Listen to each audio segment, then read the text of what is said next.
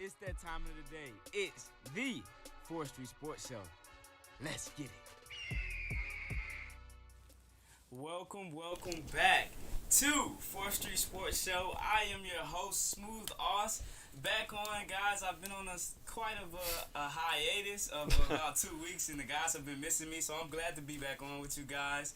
To my right, I have Charlie and Jackson. To my left, I have Dima and Nathan, and in the booth, we have Carter. We also have a special interview coming up with the softball player Jana Lee, who's been crushing it behind the plate, and we'll talk to her a little bit later. But before we get into the show, I would just like to highlight both softball and baseball for each getting their series sweep, their first in the Sun Belt for both programs. So congratulations to both of the programs right there. But without further ado, as you know, we have our Eagle Eye, and then we get into our interview and then flower segment. So first, we'll start with our Eagle Eye. Take it away. Let's talk about softball first, gentlemen. After losing 11 straight games in the Sun Belt Conference, Southern Miss softball earned their first wins in conference play with a 3-game sweep against the ULM Warhawks. The Golden Eagles held the Warhawks to just 2 runs over 3 games, and they shut them out 2-0 in Game 1.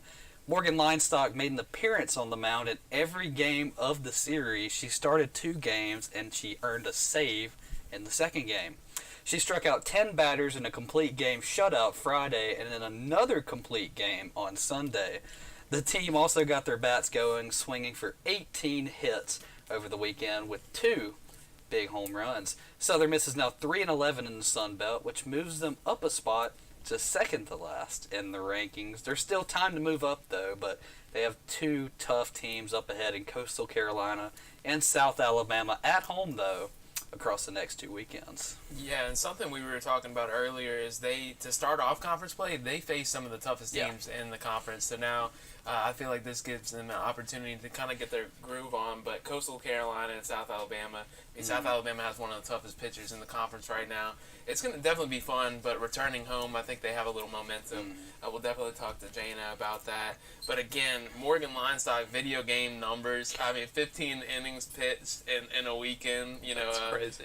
2 complete games, and then she comes in for the save. Just a crazy season for her, given the circumstances, too, of only having 3 pitchers this season. So, interesting softball season. I was going to say, it's very refreshing to hear Jackson's voice. We have Miss Jackson, too. On to track and field. 4 Golden Eagles flew out to California this week to compete in the Brian Clay Invitational with dozens of schools across the country competing. This is a huge event. You had professional athletes sponsored Lululemon, Nike, all of those. So a bunch of big-time runners there. And Isabella Ross and Aaron Phelps finished 14th and 17th in the 10K run. Smilla Kobe finished 3rd in her heat.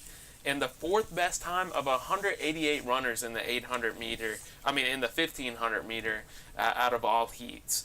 And Dylan Evans finished 13th of all runners in the 800 meters. So that's a pretty big deal considering, some of the top runners in the country in those events. And I was checking the 400 meter time. We had Omar Austin on last week. Nobody, even got within a second of his time. So he still is atop the leaderboards, and it's going to be interesting to see if he has a chance to go to nationals and place at nationals. So that's definitely exciting. But the team will compete in Tuscaloosa this weekend at the Crimson Tide Invitational. They'll have more than 4 people competing there. Of course, Charlie, and I'm going to take it down to the golf course, of course, and take a swing. Women's golf is competing in the Sun Belt Tournament in Daytona, Florida. From the last update, they were 10th on the leaderboards. Momoka Ando is actually 6th in the individual leaderboard right there. And men's golf captured the Grand Bear Match Play Championship last week as well. And just speaking on golf, I just want to say the program has, based off the last 2 years, has really turned around, and they're doing a lot of special things. So just shout out to the golf program right there. And now taking another swing onto the diamond. We'll talk a little baseball with Dima having a special story right here on how Southern Miss earned its first series sweep in the Sun Belt Conference against James Madison this weekend. And quick fun fact, this is the first time baseball and softball got a series sweep at the exact time last year around this time, it was April the 14th through the 16th. Wow. So, fun fact right there. And Dima, take it away.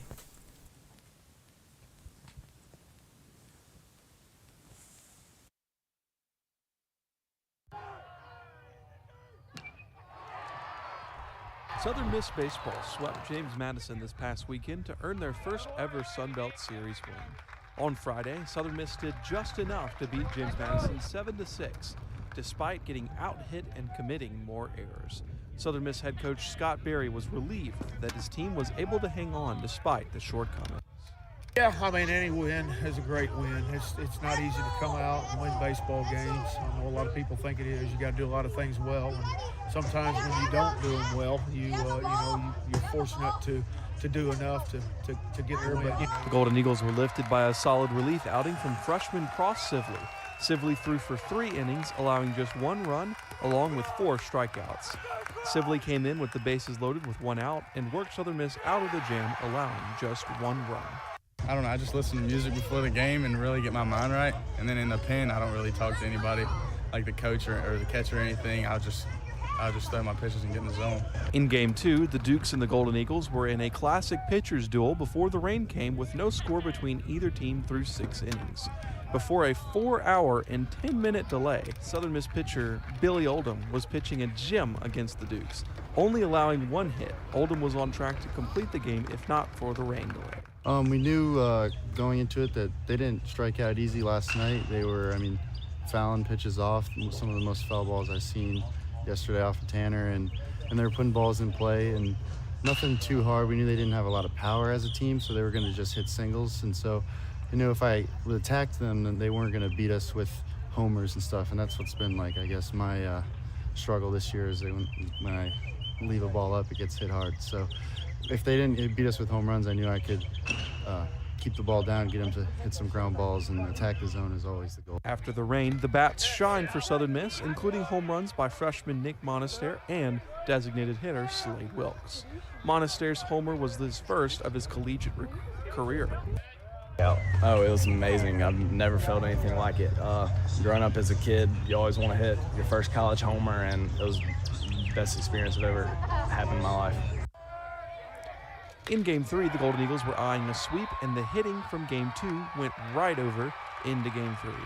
While leading already 6-1 in the 3rd inning, Slade Wilkes knocked in his second homer of the weekend, including a 3-run shot to make it 9-1. Directly after his homer, Sargent followed him with a home run of his own.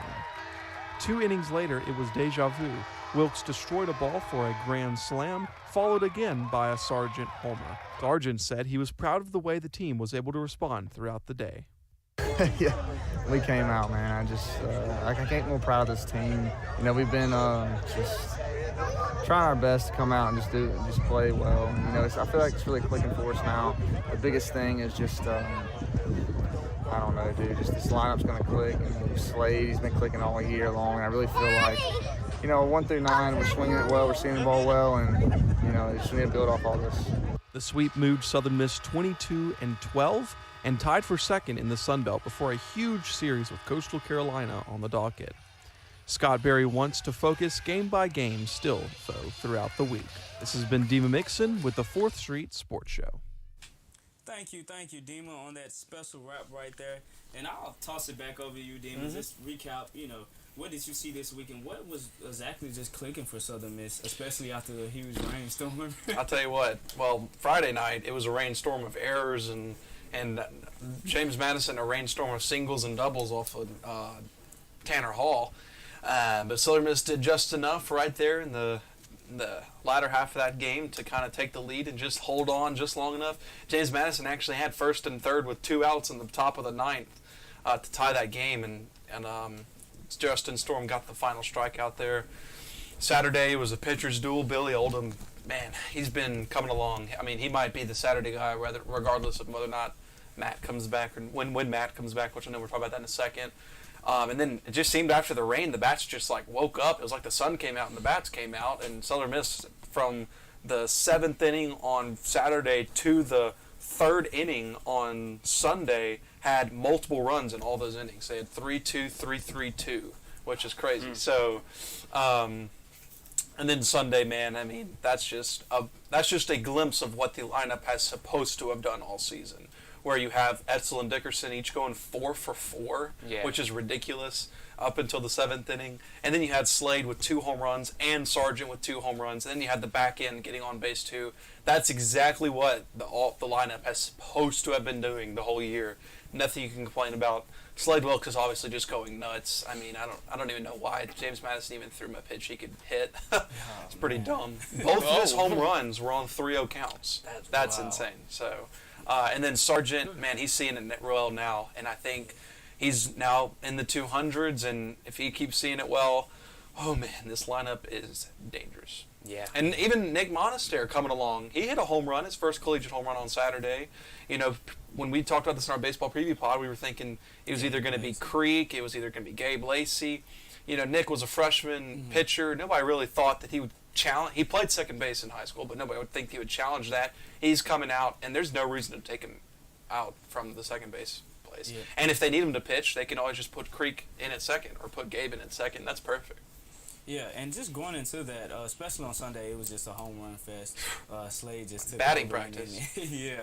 Was it more so just on that last day? Was it more so that James Madison just didn't have the rotation, or was Southern Miss bats just that hot on Sunday? Yeah, I mean, I think both kind of played in part to it. I think, you know, you look at the past couple of weeks, Southern Miss could have swept in several of those series and just fell short in one-run games. I mean, most of them, and I feel like they just knew that they had a good opportunity to get their sweep, and they weren't going to let anything get in the way of that. And you're right, where James Madison does not have the pitching, you know, that Southern Miss is going to see, especially not this weekend against Coastal or in the following weekends. But you know, you're not complaining if you're a Southern Miss fan, regardless of whether or not it's bad pitching or good pitching. You know, I hear that argument all the time, but you want your players to hit home runs. So it's good feeling because you know they can do it. It gives them the confidence they can do it. So it's, you know, yes, it's not the best pitching they're going to face, but if they can see the ball go out, especially for Sargent, multiple times in a game, you know, man, that really boosts his confidence. It boosts the whole team's confidence that, you know, they've struggled on the offensive side, but man, look at it now and look at what they can produce. Of course. And just transferring that over, one of the biggest things you talked about too, Dima, was the pitching staff. Billy Olam coming in there, being the second day starter now. What's just the status on Matt Adams and what's to look forward to? I know we have some of our fan questions coming in. That was from Deal Macon. Deal Macon, man. That's a great Twitter handle. He handle. had a question about Matt Adams' status and what's to go, what's forward for him. Yeah, we talked to Scott Berry on Thursday. He said that it was really up to Matt. He said it's tightness in the shoulder. I don't really know what that means, you know. I feel like if you have any kind of discomfort there, you don't want him throwing pitches. So I'm sure they're going to hold him back until they know he's 100%. And I would say as of now, there's no indication that they get him this weekend for Coastal Carolina. So I think that's what they're going to do. They're going to put Hall, Oldham, and then Nico is that Sunday guy because Nico's been proving it that he can start at Sunday. But once they get Adams back, I think it's good for them to have Oldham in that Sunday job and have Nico come out of the bullpen because Oldham has been pitching insanely well. I mean, that kid, you know, he's one of the best players in Division III, and he transferred here. And very similar to Hunter Riggins last year. Hunter Riggins, you know, coming from a D3 school too, one of the best pitchers in D3 come to Southern Miss. Billy Oldham, one of the best pitchers in D3 come to Southern Miss. So status on Matt Adams, I would say don't expect him to be back this weekend. Wow. So there's a lot coming up for Southern Miss baseball, but we'll be back after the break to talk more on the other side of the diamond to Jana Lee, the standout softball player and player/pitcher. So she does it on both sides, batter/pitcher, kind of like Shohei. So we'll see her in a little bit. We'll be back here on 4th Street.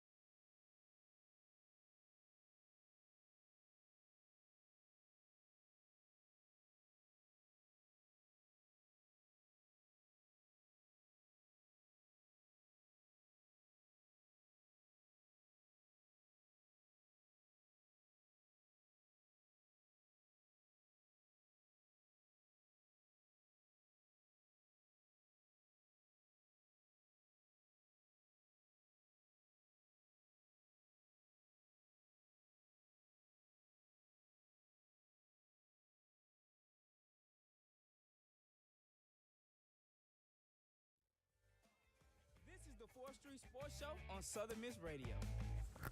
Welcome back. We are back on 4th Street. Now into our interview segment, we have Jana Lee with us, and we're glad to have her on. She's leading the softball team here in batting average, hitting a 389. So we just want to have you and just say thank you for coming on, Jana, and how you doing. Thank you for having me. It feels good to be here. Yeah. And just tell us about this weekend. The program started off 0-11 in conference play, and just to turn that around, it's kind of been a roller coaster ride. Started out as one of the best starts to one of the softball seasons, and then you kind of hit that tough road and come back. Could you talk about just that series win against ULM this weekend? Just coming into a new conference is hard for anybody anyway. So I think we just had to have the mindset like, look, we know we're a good team. We know we got the talent. Just go out there and play. Don't matter what our record look like. We just go out there and play. And obviously this weekend it brought us a good sweep and bring out the broom. I mean, what does that kind of bring to the team now? Like, you have that probably a month stretch, and then finally able to kind of break through the water there. Like, what does that do to the team now? Looking at the schedule ahead. I know it made us feel a whole lot better. Like, oh wow, we can actually win. So it brings a whole lot more morale to the team. Like, seeing a bunch of happy faces. Just being around, good people. Just feels good to know that we're winners at heart. So. And I mean, you kind of alluded to it being first year in the Sun Belt, but there's also a lot of other transition in the program. New coaching staff, and only having 17 players. Could you talk about just what this season has been like as a whole for all of y'all?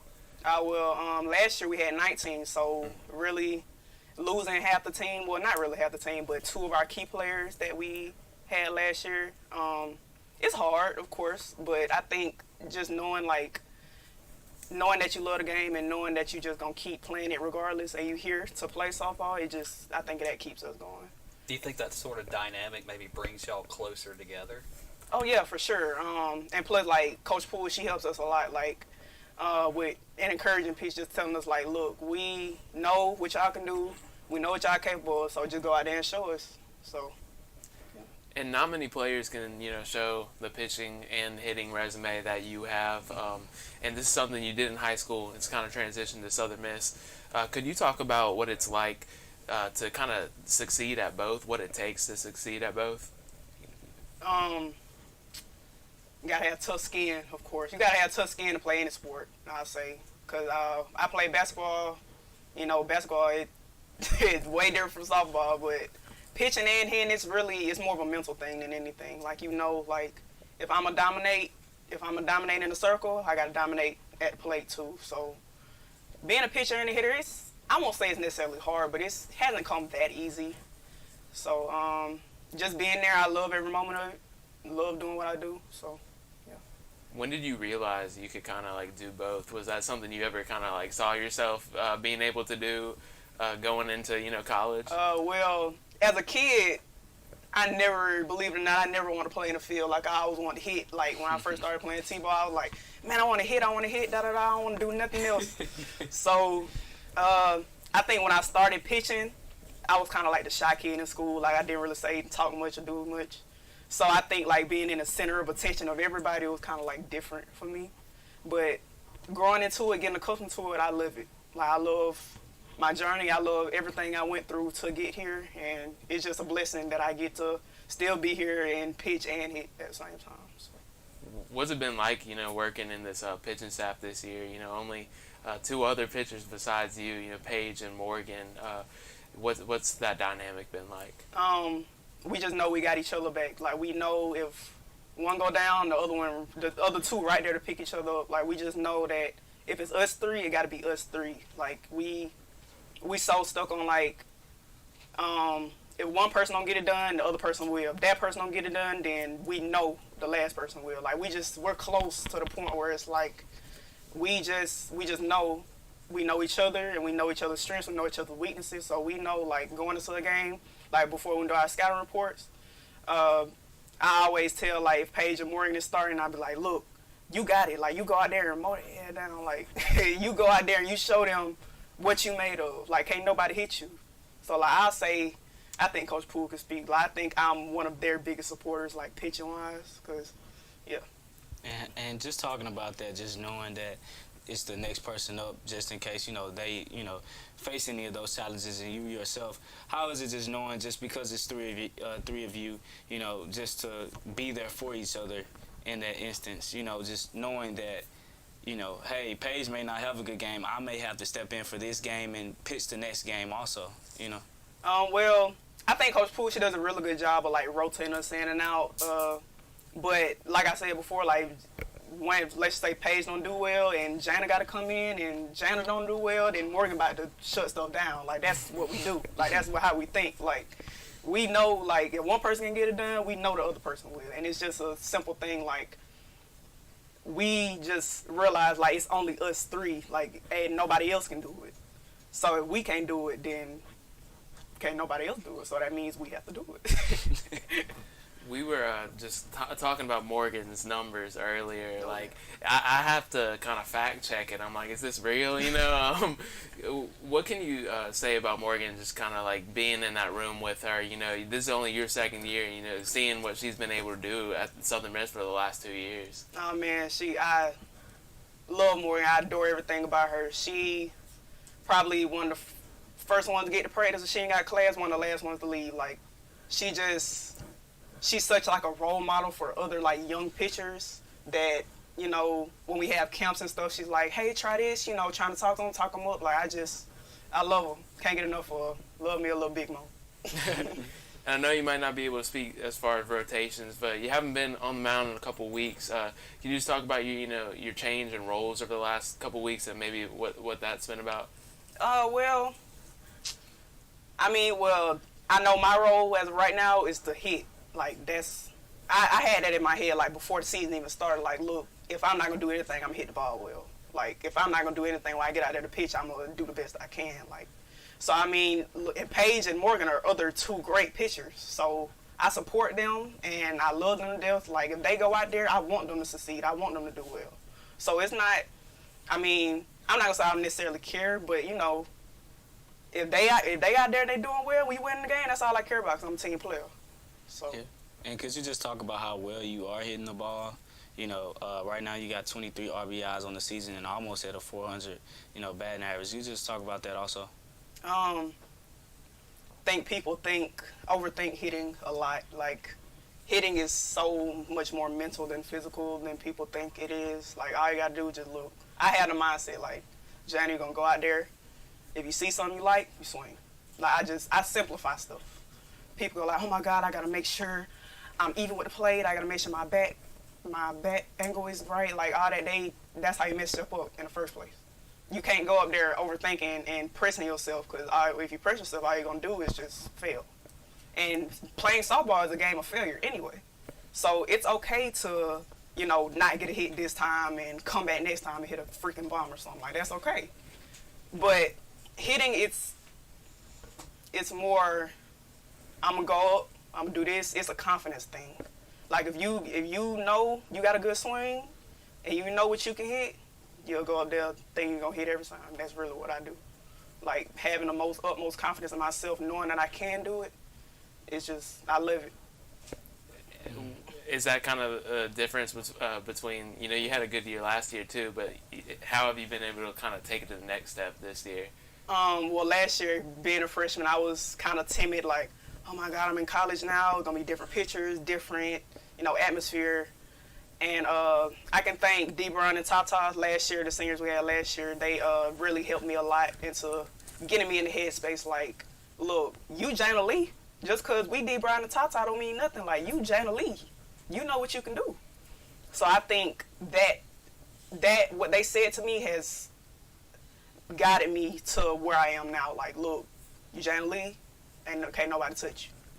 So, this year's just been so eye-opening to me, because, like, being a sophomore and being, like, had a leading batting average, is like, wow, like, imagine what I can do my junior and senior year. Like, it just makes me think, like, I can keep going at what I'm doing. If I'm already doing well, I might as well not stop. And could you talk about just Destiny and Tata too.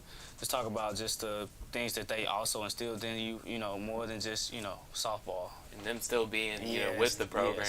yes. Yeah, it's a blessing that both of them are still there. Like I will say, and the whole team can vouch for me. Those two, like I clung to the most. Like those two are my best friends last year. They still are now, but last year when I came, I was like, those were the two I looked up to because those were the two I knew, like, you know, made a difference and did the things that they did with, like, you know, greed and authority. Like I really enjoy watching them play, and I really admire the way they handle themselves, like in certain situations. So just being around them is so still like mind-boggling because it's like, wow, like I'm sitting with the most hits in school history record and a stolen base record, like right here in the same room. Like it's real cool, really, really cool.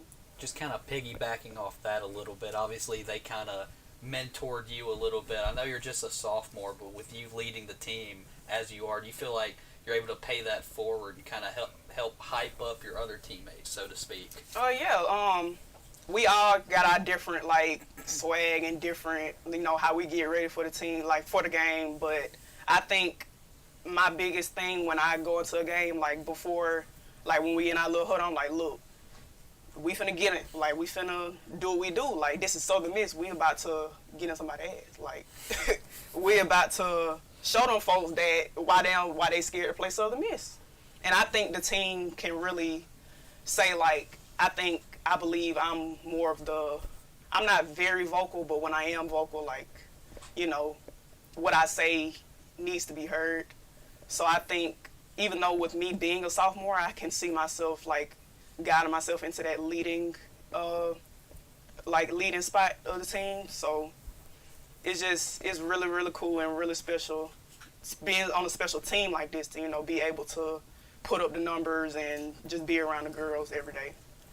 We're talking about how much you've done. Some interesting note I took is that, you know, you pitch, you hit, and you're also majoring in biomedical sciences. That seems like just a lot going on. You know, how is the Jana Lee able to, you know, kind of balance all of this?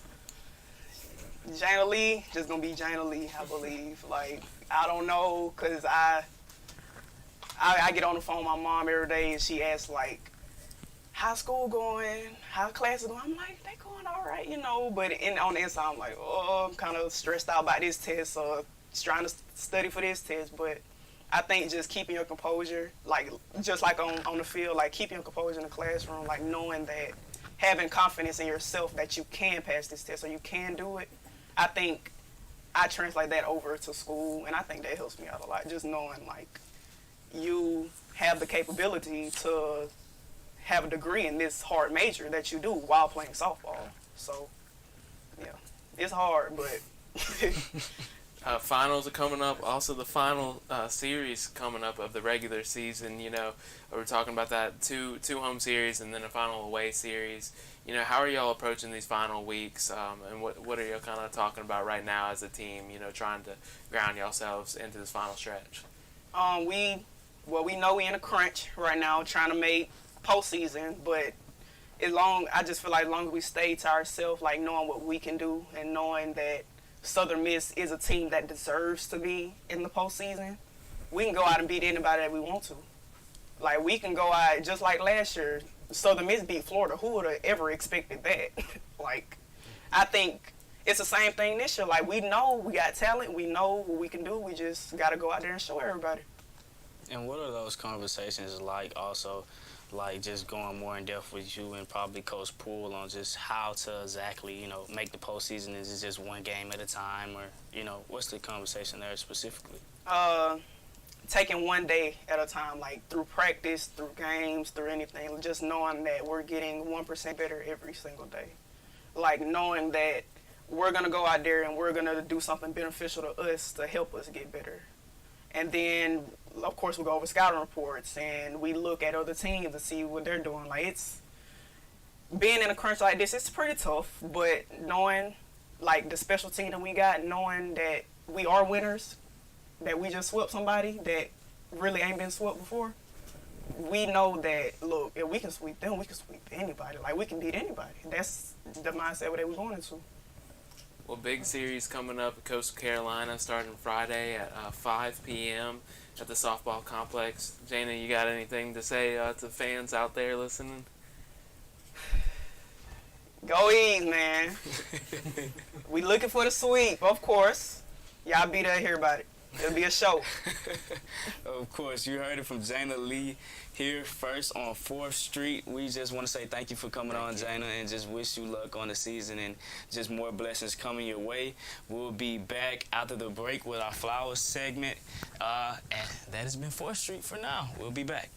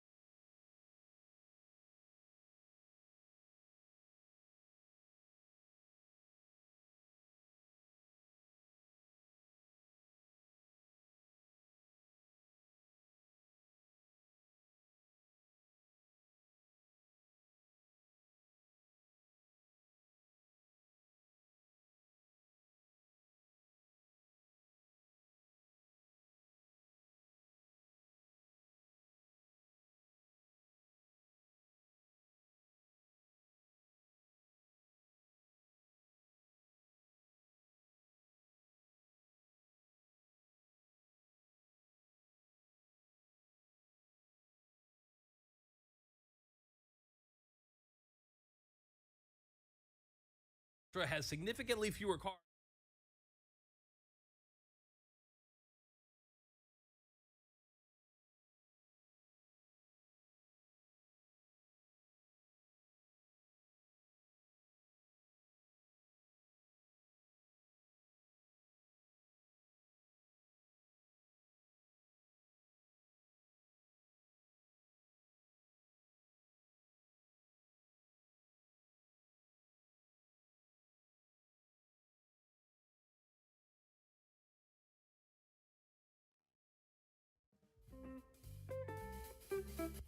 Ladies and gentlemen, it's that time of the show.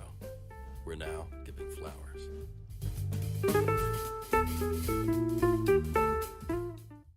And welcome back to our flowers segment, brought to you by University Flowers and Gifts down on Highway 49 here in Hattiesburg. And without further ado, I will announce who our 4th Street Player of the Week is. Drum roll, please, guys. It is none other than, you pretty much could have guessed it, Slade Wilkes. Man, just what a series for the guy, and just what a Sunday. Man. 2 homers, 8 RBIs. It's crazy. In a 15-2 win versus James Madison.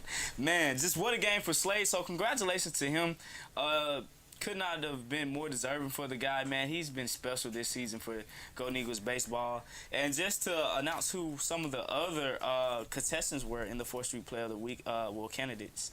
We have Billy Odom, who went 6 innings and had 8 Ks against JMU on that Saturday. That rained out Saturday. Yeah. That was a long day. It was pouring. Yeah. And also Jana Lee's teammate Morgan Livestock would have 15 innings pitched over the weekend with 13 Ks, only allowing 9 hits and giving up just 1 run. Wow. That's just crazy. And she did that in 3 games. It's just crazy. And then shout out to Smilla Kobe, who finished 4th out of 188 runners. Wow. I don't know, man. That's crazy. In the 1,500 meter at Brian Clay Invitational out there in Cali. So shout out to her. So those were our candidates for 4th Street. I would say, man, those were some record numbers, record-breaking numbers from everybody this week. So just crazy weekend for those candidates right there. So just congratulations to everybody. So without further ado, we're going to change the segment a little bit. I know it's a flower segment, but we got a few fan questions, guys. Yes, we didn't get a chance to answer them in our podcast last week, so we will talk about them right now. I do want to get to basketball recruiting from Common Sense Eagle. We've been trying to find out too.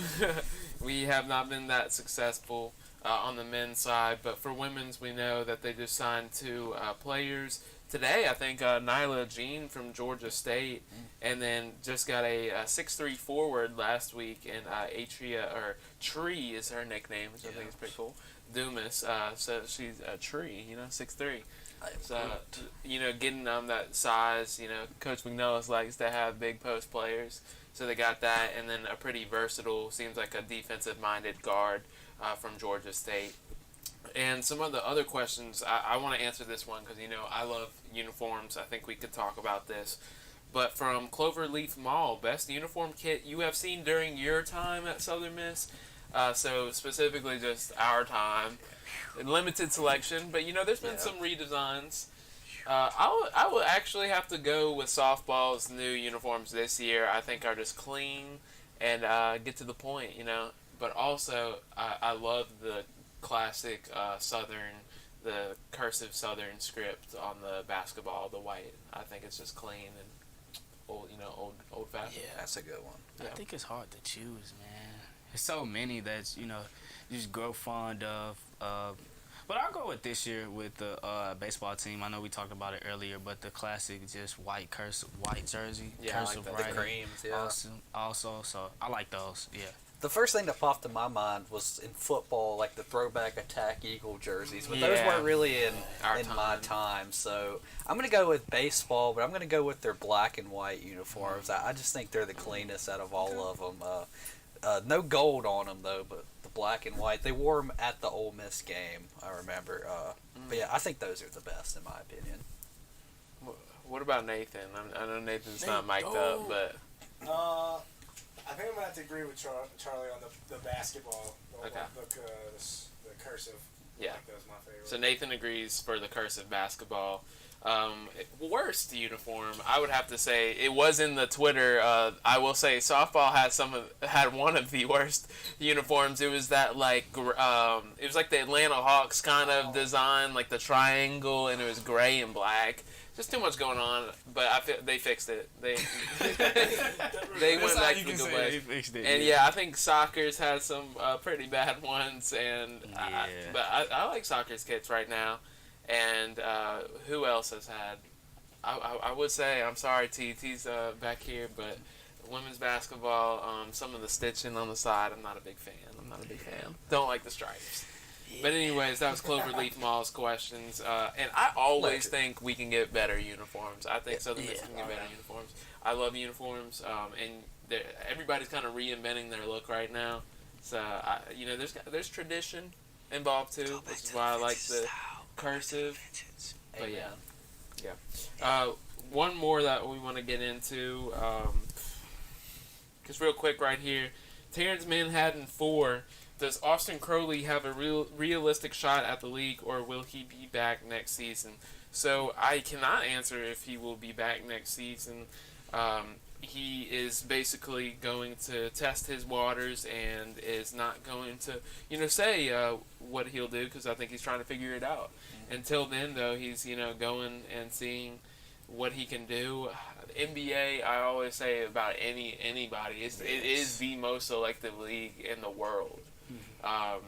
60 players are only drafted each year, and now I would say, this is just pulling it, but there's a good chunk of players that are coming internationally too. So it's not just American players. And from my memory, I can't remember a Sun Belt player being drafted recently.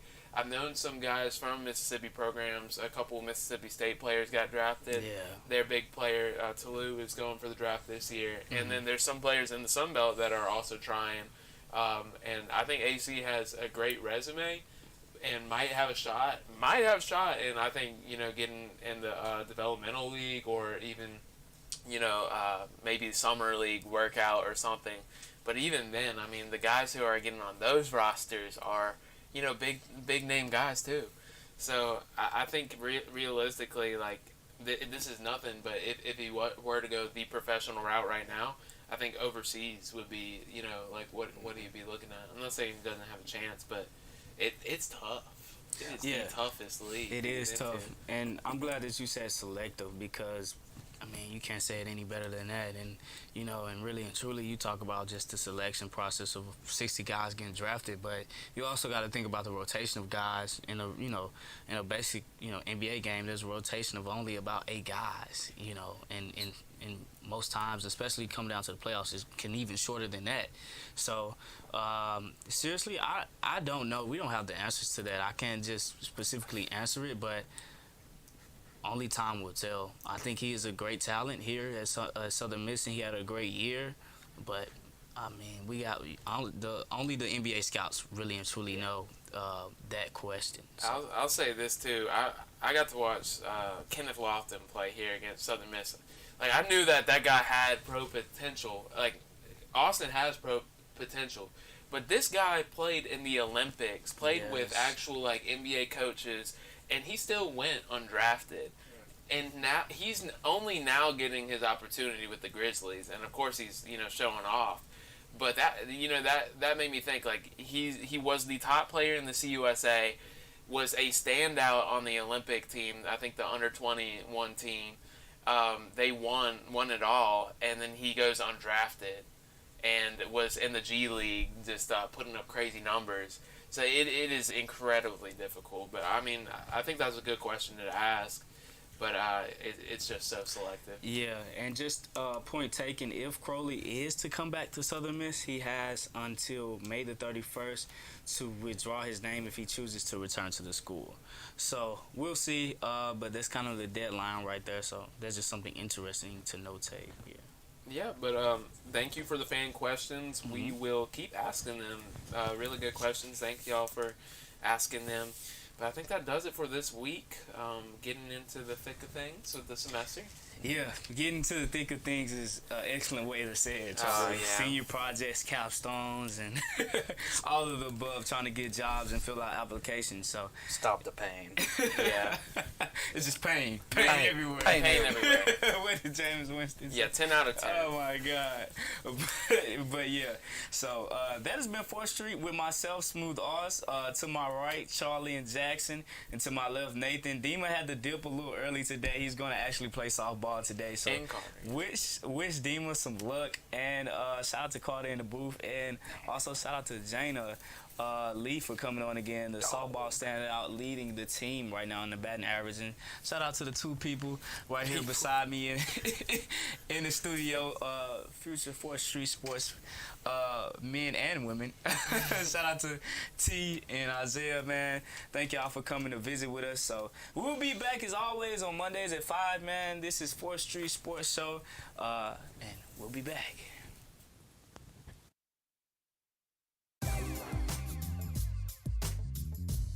Come back next Monday at 5 on Southern Miss Radio.